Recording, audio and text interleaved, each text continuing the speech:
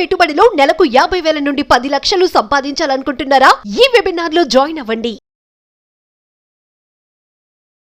అమ్మ, ఈ కోల్కతా ఇన్సిడెంట్ లో అస్సలైన నర్రూప రాక్షసుడు అనాలి వాడిని. ఆయన మాజీ ప్రిన్సిపల్ సందీప్ ఘోష్ అననికి కూడా నిజంగా ఈ మాటలు అనర్థాలకు రావటం లేదు. జరగడానికి మూల కారణం వీడే. మూలకారుడు, సూత్రధారుడు ఈడు కాబట్టి ఏంటమ్మా అంటే ఎక్కడ అయిపోతుందంటే రేపు వీడికే న్యాయం జరుగుతుందా అని జనాలకి ఆవేశం ఎక్కువ అయిపోతుంది. వీడి ఘన చరిత్ర తిప్పుతూ ఉండే కొద్దీ వస్తూనే ఉంటుంది, దానికి అంతము అనేది లేదు. ఆది ఉంది కానీ అంతం లేదన్నమాట. ఎక్కడ ఫుల్ స్టాప్ అవుతుందో కూడా తెలియదు. జనాలకు అందరికి ఏంటంటే ఈయన్ని వదిలిపెట్టకూడదు, వీడి మీద పోరాడాలి, వీడికి శిక్ష పడాలి అని చాలా పట్టుదలతో చాలా పోరాడుతూ ఉన్నారు. ఒక్కసారి ఆ సందీప్ ఘోష్ గురించి ఆల్రెడీ తెలిసిందే కాబట్టి ఇంకా కొంచెం సందీప్ ఘోష్ అనే గోస్ట్ అందాం మనం. ఘోష్ కాదు, ఈజ్ నాట్ ఘోష్. చాలా మంచి పేరు పెట్టుకుంది వాళ్ళ అమ్మ. వాళ్ళు ఈడ దరిద్రుడు తయారవుతాడు, వీడు దేశానికి ఆడపిల్లల్ని తినే రథరూప రాక్షసుడు తెలియకుండా వాళ్ళ ఫాదర్ మదర్ పెట్టినట్టున్నారు. So is ghost only. So ఈ అనర్థాలకి, ఈ కిరాతకమైన అమ్మాయి చావుకు మూల కారణం ఎవడంటే వీడే. వీడు నిజంగా స్ట్రిక్ట్ గా అండి, వీడు సిన్సియర్ ఆఫీసర్ అయితే ఇవి జరిగేదే కాదండి. ఇవన్నిటి ఏంటంటే వీడు డబ్బు కాంక్ష ప్లస్ అమ్మాయిల మీద ఉండే ఇది, అక్రమంగా సంపాదించడం, సొంత కట్టుకున్న భార్యను కూడా కొట్టి చంపడం, ఇవన్నీ ఏంటంటే వాడి కిరాతకానికి, వాడి అఘాయిత్యాలకు, వాడి అక్రమాలకు, వాడి అన్యాయానికి ఇవన్నీ ప్రతిరూపాలు అనమాట. సో వాడు ఏంటంటే మీరు అన్నట్టుగా ఒక నడిచే మృగం అన్నమాట. వాడు నరరూప రాక్షసుడు, నడిచే మృగం వాడు. సో అలాంటి వాడికి ఎందుకు ఇంత ధైర్యం వచ్చిందంటే వెనక మనం పేరు చెప్పడానికి ఏం సందేహపడక్కర్లేదు. మమతా బెనర్జీ అనే ఆమె కూడా ఒక లేడీనో ఒక కేడీనో మనకు తెలీదు. ఆమె సపోర్ట్ చూసుకొని ఇతను ఇవన్నీ చేశాడు. లేకపోతే మామూలు ఒక ఆఫీసరు, ఒక డాక్టరు, ఒక ప్రిన్సిపల్ కు అంత ధైర్యం ఎక్కడికి నుంచి రాదండి. ఎందుకు ధైర్యం వచ్చిందంటే ఆమె సపోర్ట్ చేసింది.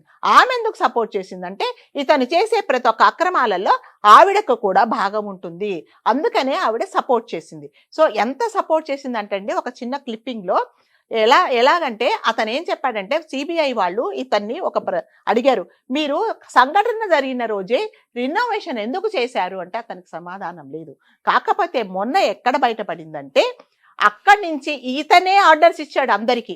ఏమని, ఆ రోజే జరిగిన రోజే మీరందరూ ఈ టాయిలెట్స్ ఇక్కడ సరిగ్గా పనిచేయటం లేదు, మీరందరూ ఈ రినోవేషన్ చేయమని అతను స్వహస్తాలతో సంతకం చేసిన ఆర్డర్స్ ఉన్నాయి.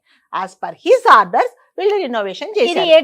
ఇది కరెక్ట్ గా జరిగిన రోజే చేశాడు అతను. ఆగస్టు 9th రోజే చేశాడు. ప్లస్ అతను ఏమన్నాడంటే అది జరిగిన రోజు ఇది అంటే నేను రిజైన్ చేస్తున్నాను, ఈ చనిపోయిన అమ్మాయి నా కూతురు లాంటిది, నాకు చాలా బాధగా ఉంది అని రిజైన్ చేశాడు. వాడికి ఆల్రెడీ తెలుసు, నువ్వు ఇలాంటి స్టేట్మెంట్ ఇవ్వు, నువ్వు రిజైన్ చెయ్యి, నీకోసం వెనక సీటు చక్కగా రెడీ చేసి ఉంచామని ఆల్రెడీ అతనికి తెలుసు. సో అసలు అంత నరరూప రాక్షసుడు మా అమ్మాయి అని చెప్పడానికి అసలు అదంతా యాక్షన్ అని అందరికి తెలిసిందనమాట. సో వీడు ఇలా చేస్తే ఏమైందంటే అసలు యాక్చువల్గా ఒక లెటరు మమతా బెనర్జీ అనే సీఎం 15th ఆగస్ట్ రోజు ప్యారెడ్ జరుగుతుంది కాబట్టి ఇక్కడ మెడికల్ అండ్ హెల్త్ మినిస్టర్గా ఆవిడకు ఆర్డర్స్ ఇచ్చారు. అంటే ఇక్కడ ఉండే డాక్టర్స్ ఎవరున్నారో ఒక 2 ముగ్గురునో తను ఏం చేశారంటే ఆగస్ట్ 8th రోజు మీరు పలారు చోట జెండా వందనానికి సంబంధించిన ఒక సెమినార్ ఉంది, అక్కడ అటెండ్ కమ్మని ఆవిడ ఆర్డర్స్ ఇచ్చారు. కాకపోతే ఏమైందంటే ఈ 8th తీరా చూస్తే యాక్చువల్గా వాళ్ళు ఎక్కడ ఉండాలంటే యాజ్ పర్ దేర్ ఆర్డర్స్ ఎక్కడైతే ఈమె ఆర్డర్స్ ఇచ్చేదో అక్కడ ఉండాలి. కానీ మనకు క్లిప్పింగ్స్ లో ఎవరి పేర్లు అయితే మెన్షన్ చేశారో వాళ్ళందరి క్లిప్పింగ్స్ లో ఆ సంఘటన జరిగిన రోజు అక్కడ ఉండాలి. తెలిసిందా? అంటే దీన్ని బట్టి ఆవిడ నాకేమీ సంబంధం లేదు అని చెప్పడానికి వీలే లేదండి. అది తర్వాత ఆమె రియలైజ్ అయ్యి ఆ ఆర్డర్స్ మళ్ళీ రీటైప్ చేయించి ఇన్స్టెడ్ ఆఫ్ 8th 6th అని డేట్ వేశారు ఆవిడ. సో దీనికంటే ఇక నిదర్శనం ఏమీ లేదండి. ఈమె ఇన్వాల్వ్మెంట్ ఉంది లేదా అనడానికి ఇదే సాక్ష్యం అన్నమాట. సో ఈమె లేకపోతే ఇతను చేయడండి. ఇంకొకటి ఏంటంటే వెస్ట్ బెంగాల్ ప్రజలు ఎంత కోపంగా ఉన్నారు దానికి మీకు అంటే వాళ్ళు మొత్తము వాళ్ళందరూ ఒక అష్టదిగ్బంధన చేశారనమాట. ఎవ్వరే గాని అంటే ఇవాళ అనుకుంటా మొత్తం రాస్తారోక పెట్టారు, ఎవ్వరు కూడా బయటికి రాకూడదు, ఎవ్వరు రోడ్డు అంటే ఈ బోర్డర్ దాటి వెళ్ళకూడదు అని వాళ్ళ అక్కస్ అంటే ఏంటంటే వాళ్ళ ఆవేదనను వ్యక్తం చేస్తున్నారు. సో అలా చేసినప్పుడు మొన్న ఒక 2 రోజుల ముందు ఏమైందంటే ఈ హాస్పిటల్లో జరిగిన ఇన్సిడెంట్ జరిగిన తర్వాత 2 రోజులకి అక్కడ ఒక పోలీస్ స్టేషన్ ఉంటుంది.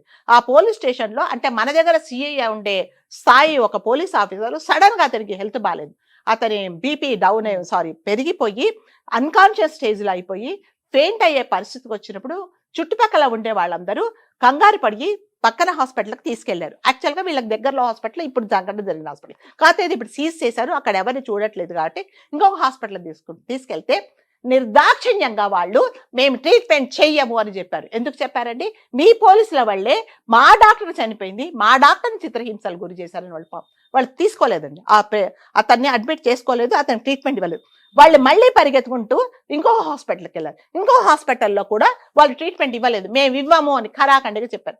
3వ హాస్పిటల్కి వెళ్ళారు. 3వ హాస్పిటల్కి వెళ్తే కూడా వాళ్ళు మేము చెయ్యము అంటే ఏం చేశారంటే వీళ్ళ పోలీస్ కమిషనర్తో ఫోన్ చేయించారు, అయినా కూడా మేము చేయమని చెప్పారు. అయితే ఎవరు చెప్పినా కూడా అంటే పోలీసు వాళ్ళు అందరూ అని చెప్పట్లేదంటే ఇది సబ్జెక్ట్ టు కరెక్షన్. కొంతమంది 90% పోలీసు వాళ్ళకి ఎలా ఉంటుందంటే వాళ్ళ మెంటాలిటీ మేము చెప్పిందే వినాలి, మాకెవరు ఎదురు చెప్పకూడదు, మేము తప్పు చేసినా కరెక్ట్ చేసినా మేము చెప్పిందే వేదం అనే మెంటాలిటీ. మెయిన్ వెస్ట్ బెంగాల్ లో ఉన్న పోలీసుల పనే లేకపోతే ఈ రోజు వాళ్ళు హస్తం లేకపోతే ఈ రోజు నిజాలన్నీ బయటకు వచ్చేవి కదా. ఆ కోపంతోనే డాక్టర్స్ మేము ట్రీట్మెంట్ చేయము అన్నారు. ఇంకొక హాస్పిటల్కి వెళ్తే వాళ్ళు ఏం చేశారంటే ఇదే ఆ లోపు ఏమైంది, ఇతను ఎవరైతే ఇన్స్పెక్టర్ ఉన్నాడో అతను అప్పటికే 2 సార్లు మళ్ళీ ఫెయింట్ అయిపోయాడు, వామిటింగ్స్ చేసుకున్నాడు, ఇంకా చనిపోతాడేమో అనుకున్న కంగారులో ఈ పోలీసు వాళ్ళు ఇంకొక హాస్పిటల్కి వెళ్తే వాళ్ళు ఏం చెప్పారంటే మేము చెయ్యము అంటే వీళ్ళు హాస్పిటల్ స్టాఫ్ మీద వీళ్ళందరూ తిరగబడ్డారు. పోలీసు వాళ్ళందరూ ఎందుకు ట్రీట్మెంట్ చెయ్యరు అని చెప్పేసి పోలీస్ కమిషనర్తో ఫోన్ చేయించినా కూడా మేము చెయ్యము, మీరేం చేస్తారో చేసుకోండి అంటే వాళ్ళు ఎవరిని సఫర్ చేశారు? పోలీసు వాళ్ళు. అలాగే మీరో నేనో ఒక సామాన్య ప్రజలు పోతే వాళ్ళు చేయట్లేదండి.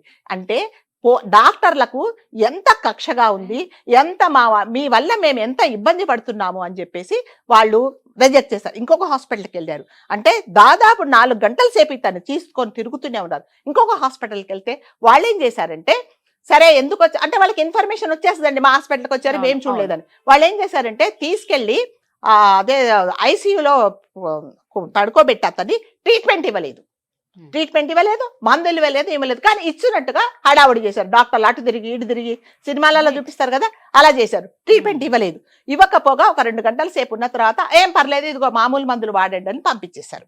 అయినా కూడా అతను సీరియస్ గానే ఉన్నాడంటే లాస్ట్కి ఏం చేశారంటే ఇది కాదు, వీళ్ళు డైజెస్ట్ చేసుకోలేకపోతున్నారు పోలీసు వాళ్ళు, ఇదేంటి మాకింత ఎదురు తిరుగుతున్నారని చెప్పేసి ఒక చిన్న నర్సింగ్ హోమ్కి వెళ్ళి అతనికి ట్రీట్మెంట్ చేయించారు.